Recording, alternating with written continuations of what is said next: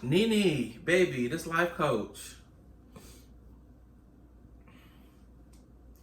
Where you find her at?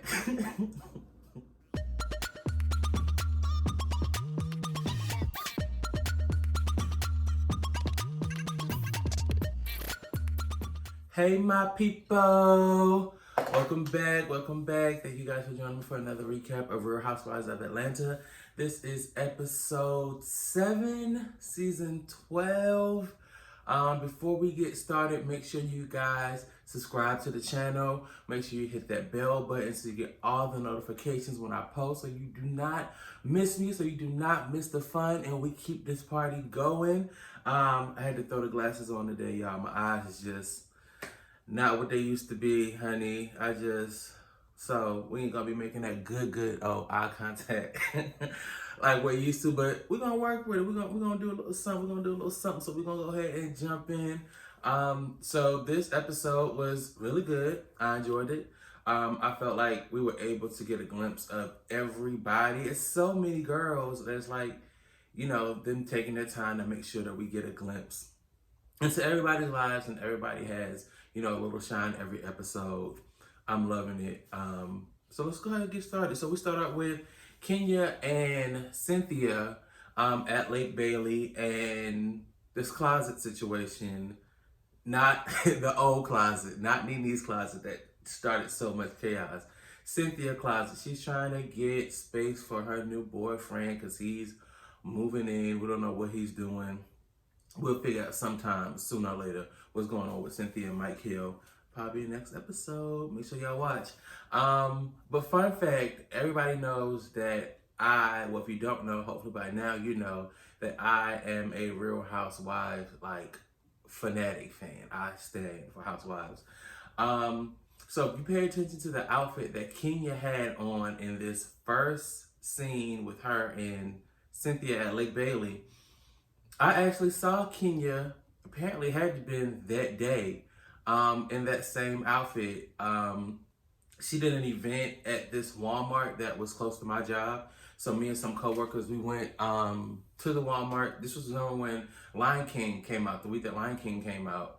And she was giving away free tickets. Unfortunately, by the time we got there, the tickets were gone, but she still made sure that she took pictures with everybody. She is gorgeous in person. Kenya is gorgeous in person. She was super sweet. Of course, we only got a quick little interaction with her, but she was super sweet to everybody, and it was hot as hell that day. And she stood out there even when all those tickets were gone and still took pictures with everybody. So she gets a thumbs up in my book. Same exact outfit, same exact jewelry, same exact hair. I'm like, okay, come on, Kenya Moore. I should have been on Housewives that day, girl. She didn't have the cameras with her, but she could have, and I could have had a cameo, or whatever. Cynthia in this closet. Cynthia, I'm gonna need you to just hire somebody. I don't know if Cynthia is cheap or she's just like, I can do it myself. I'm gonna get it done. Girl, hire somebody to come in there and do that closet and organize that house and be done with it. Like, they have legit people who just do closets. Like, they legit just work on organizing closets. Hire them people, get it done, and be done. Let that man move in for all that stuff. But whatever. So we get to Kenya and Marlo talking about the recording. I feel like with this recording, I hope it's not like a build-up for a letdown. I feel like it's gonna be like a whole lot of recording, and then when we actually find out who did the recording, it's gonna be like, oh, okay, or whatever. I don't feel like it's gonna be as drama-filled as we're expecting, only because I feel like they're taking too long to get to it. Like, this is episode, I think this is the 3rd episode that we've known about this recording. It's like, let's get to it. Like, who is it? Who is it not? Like, let's just come on and get it. My thing is, if it's Marlo, it's gonna be like, okay, it's Marlo. Like, okay. Like, I wouldn't expect anything else from Marlo. And that's not like in a negative or shady way, because somebody's talking about my friend and being shady with my friend or throwing dirt on my friend's name, I record them too and play it for them like, oh girl, listen to the so and so. Like, there probably ain't no need for y'all to reconcile. It's not you being messy or anything. It's like, it's either the news is gonna get back to your friend regardless. So if it's Marlo could have recorded it. Marlo could have said it. And I wouldn't feel on type of way because I would have been like, if that was my friend and somebody's dogging my friend, I would let them know too. So it is what it is. If it's somebody else, the only person I could think of is Giovanna. If it's her, kick her to the curb where she needs to be. Ooh, what if it's Mal? And the crowd goes wild. What if Cynthia's sister recorded her and sent her to Nene? Now, that may not be a stretch because Mal has done some crazy things in the past to Cynthia. I don't know, but we gonna stay tuned. I doubt it's Mal, but I don't know. But I don't know. I'm just ready to figure out who it is so we can move on to the next bit of whatever. Candy and Todd. Todd isn't in this episode, but Candy is helping Kayla prepare to move back to New York to help her launch. Well, they're not really helping her, but she wants to launch her fashion line or fashion career. And she feels like the best place she can do that is moving back home to New York. So Candy is trying to help prepare her for that. Oh, I'm lying. Todd is in this episode because he takes Ace swimming, and Ace is the cutest little boy in the world. He is so smart. He is very articulate for his age.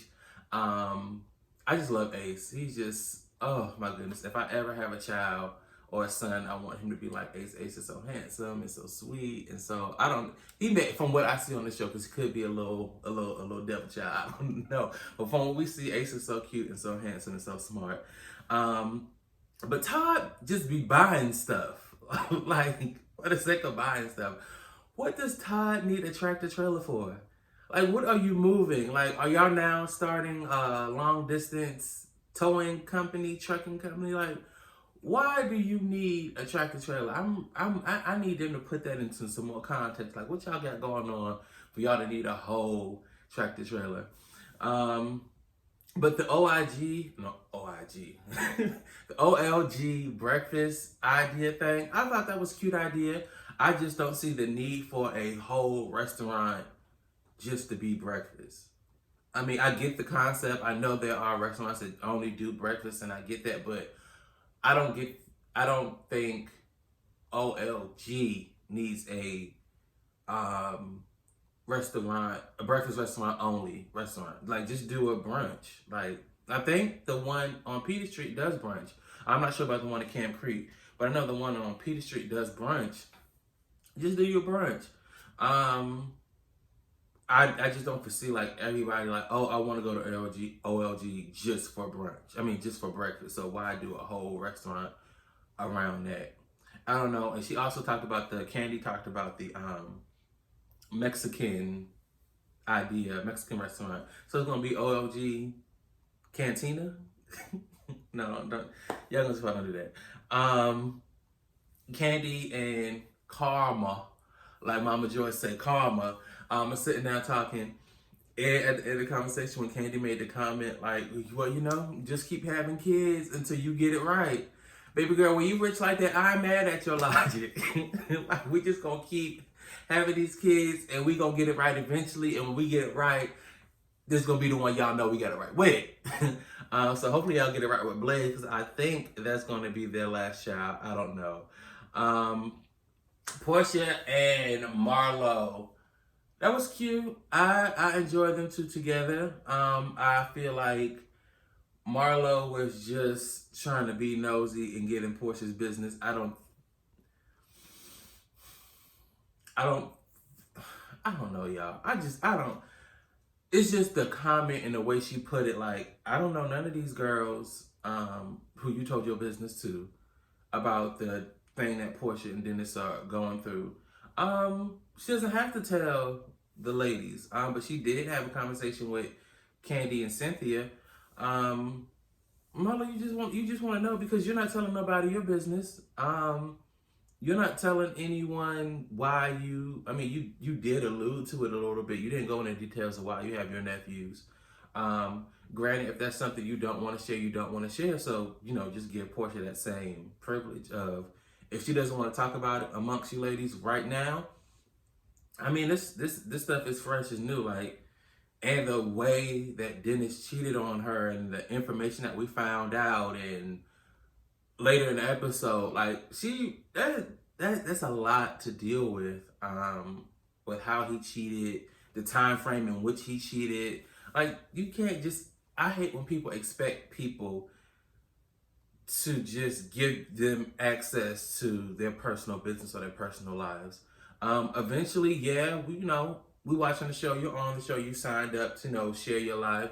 We want to know. We do want to know details. We do want to know, why Dennis did it and all that stuff. But you have to give people time. Like, you can't expect people just to blast all their business. They sometimes are dealing with things that they haven't even said out loud yet. And a lot of that stuff, I'm sure, is hurtful to Porsha. Because like I said, the time frame is really, really, really effed up. With how Dennis cheated on Porsha. Now, he should never cheat, ever. Cheating is a no-go. Disclaimer, cheating is a no-go. No one should ever cheat. There's no reason for you to cheat. Cheating is dumb. Cheating is boring. Cheating is late. Cheating is lame. But the time frame in which Dennis cheated, to me, makes the cheating situation worse. And we'll get into that in a second. But Porsha baby was killing me. Porsha this season is like, give no F's. I'm about to be myself, and this is what y'all gonna get. Porsha on that little bicycle thing with that hookah and that Henny going back and forth. She is just a walking meme. And what's that girl name? Marlo with this damn sequence. Y'all, it's hot in the summer in Atlanta, and that's where they're recording. Of course we know that's where they're recording. That's the time frame.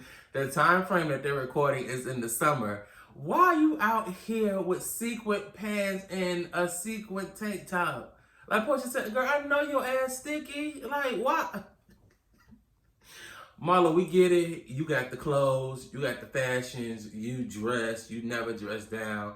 We get it. But sometimes it's like, my fashionable people, you have to make sure that you're still like seasonally appropriate, or you end up looking foolish, especially when it's hot. Like, you can't be out here in the summertime with all this sequence and longness and all this stuff just to make fashion statements. It's hot. Yeah, your outfit cute, but I'm looking past the cuteness because you look crazy. Girl. And Marlo and Porsha talking, and Marlo was like, you out here getting diseases, and Porsha like, bitch, what? Diseases? What man you ever with? Alright. I ain't getting no diseases from no man. That's not my testimony, honey. That's not my story. Marlo was just very awkward in that scene and going to Hot Dog Factory and FaceTiming Dennis. And I get Portia's point of, I need to let him know I'm here for somebody else in the street. Try to tell him I'm here. I'm going to let you know first. So that was all good. Nene, baby, this life coach. Where you find her at? Where did this life coach pop up from? Now, granted, I'm not judging her. I am. On her appearance, again, I am. Or her clothing, again, I am. Now, again, no shade. I'm not trying to be messy. But I don't know the certifications or licensures or degrees, if any, that someone needs to have to be a life coach. I don't know what makes one a life coach. Working in the field that I work in, I've come into contact with people with the titles of life coaches, but they do it for agencies. And an agency can make up any kind of name. So I don't know like credentials as it relates to like life coaches. I don't know where you found her at, because to me, I always let y'all know, to me, I feel like she acts, or I would say in this scene that Nene showed her life coach was acting more so of a yes man. Like, it was good that you walked away because you're working on yourself. Your friends have to understand you're working on yourself. Yes, it's a process because you're working on yourself. Like, baby, is that all she give? Is that all she's giving you? Like, hire me. I have a low piece of degree in social services. Hire me, baby, because I know she getting paid good working with Nene Leakes. I could tell you, baby, life is a process. My invoice will be here at the end of the week. Pay me. I can tell you that. And I know, like, they chop and screw these scenes and clips and everything to make, the show enjoyable. But, honey, if it's working for you, Nene, go ahead. We get back to Candy, and Peggy is in the kitchen, baby.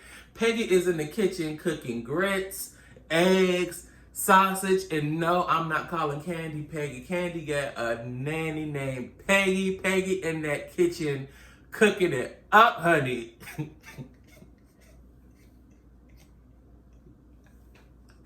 I don't know why it's so funny. I really can't say what I want to say about this situation and Peggy and in the kitchen cooking, but honey, if it worked for y'all, it worked for me. It's entertaining. I was cracking up at Peggy in that kitchen cooking them eggs, honey. Kayla and Candy and Peggy are talking about Kayla moving back to New York. Now, I don't get why Kayla is nervous about moving back to New York. Unless it's like she's nervous because she's starting a new thing or a new venture, or wants the thing to pop off, wants the clothing line stuff to pop off. Other than that, I don't get why you're nervous. You're from there, you visit. It's not like you moved away when you were 6 to live with your dad. Or she could have, I don't know. We don't know the backstory. Like I said, previous videos, I do want to know a little more about Kayla and Todd's backstory, because their relationship is a little weird to say she moved from New York to live with him in Atlanta. It seemed like they would be closer. I don't know. Yeah, I didn't understand why she said that she was nervous. But Todd, I feel like Todd and Candy need to blend their parenting a little more with their birth children. I feel like it could possibly help cut down on some of the nervousness that Candy seems to have with how they will deal with situations with their 2 youngest one, like she said. She's like, so, we usually have the final say so with our birth children. So it's interesting to see what we're gonna do with the 2 little ones. But Ace is 3.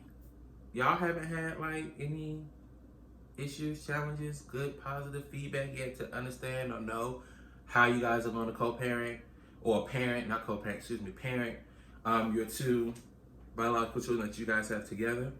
I just feel like, granted, I'm not in a blended marriage, outside looking in.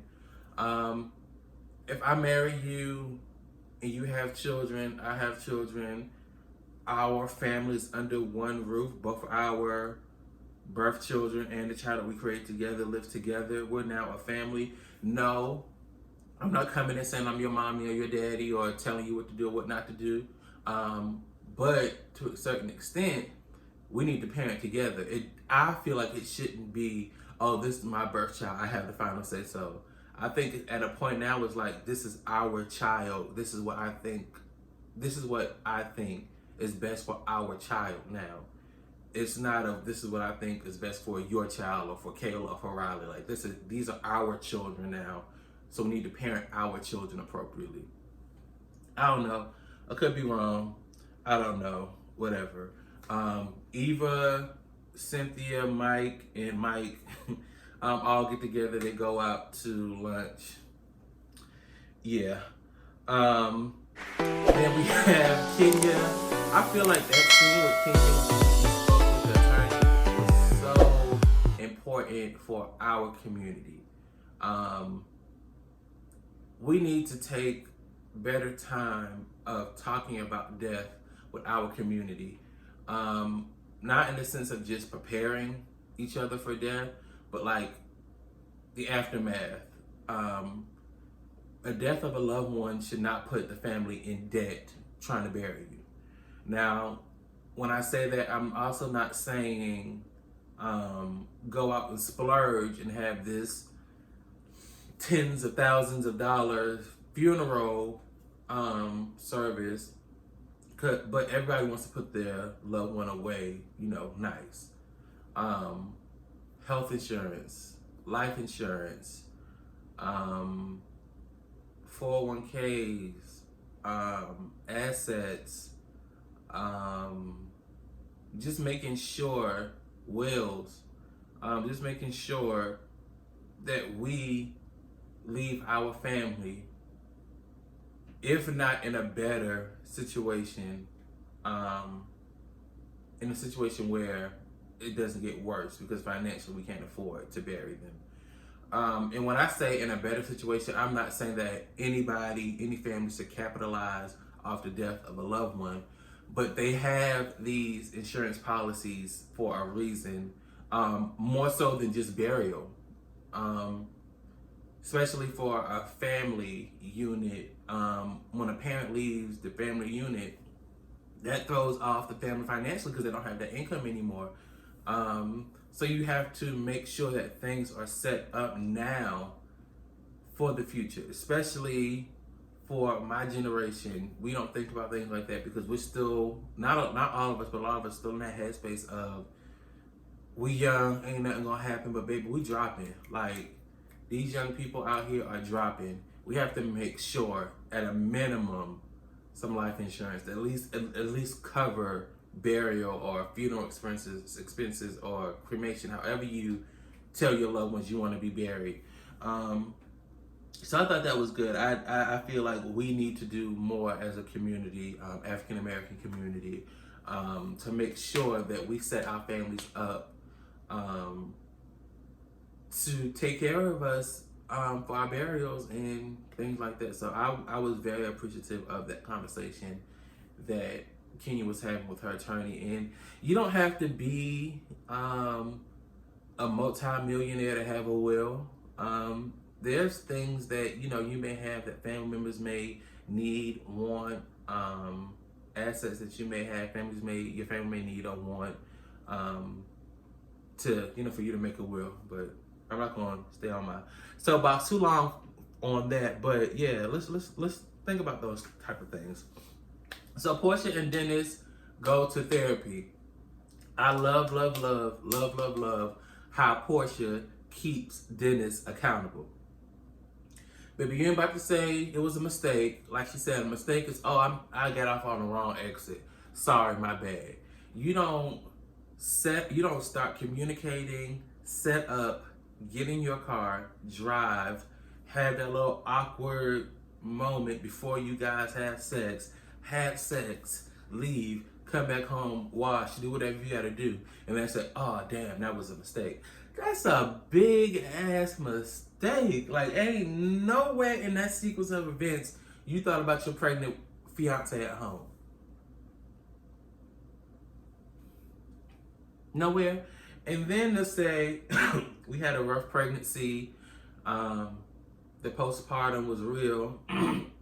To me, that would make somebody seem like they would want to love up on their spouse even more. Like, damn, baby, you going through this, we're going through this. I see how this is affecting you, how this is affecting us. I'm appreciative of you. Thank you for carrying our child. You look so beautiful. You look so this. After the child is here and the postpartum, we go through postpartum together. How do you see somebody you love go through all this stuff and then say, those are the reasons why I cheat? Lame ass reasons. Like, I mean, he said it was lame. I'm glad he can see that and admit that, but that was just trash. That was just trash.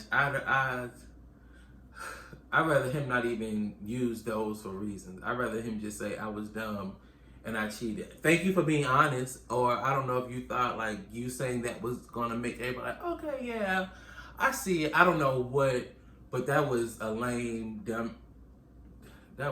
Y'all seen, that was dumb. That was, ugh. But when Dennis came in the room and sat on the couch, Porsha was so visibly uncomfortable. Like, I really don't think that she's ready to deal with the situation because it's so hard for her. She just seemed like just shuffling and flipping her hair and flip her hair back and not making eye contact. Like, you can tell she was uncomfortable with seeing him again in that setting. I will say I love playing devil's advocate, so I will say on Dennis' behalf, I'm sure it's hard sitting in front of the camera and having to tell people that you cheated on your pregnant fiance. Because if it was just, regular therapy, no cameras, I'm sure he would have been a little bit more transparent and more open. I feel like he was as open as he could be in that situation. To one, be uncomfortable and have to admit, I cheated on my pregnant fiance to the pregnant fiance, but then to do it in front of the cameras where there's 1 point some odd million people watching, I'm sure that was tough. So I do give him that. I'm sure that was really tough having to, hash this out in front of the camera. So, kudos to him on that. But that was Real Housewives of Atlanta season 7. Make sure you guys like, comment, subscribe. Please share this video if you can with your family, your friends, so more people can join the party and enjoy us. So then I will see you guys next time, and y'all be blessed, man. Love y'all.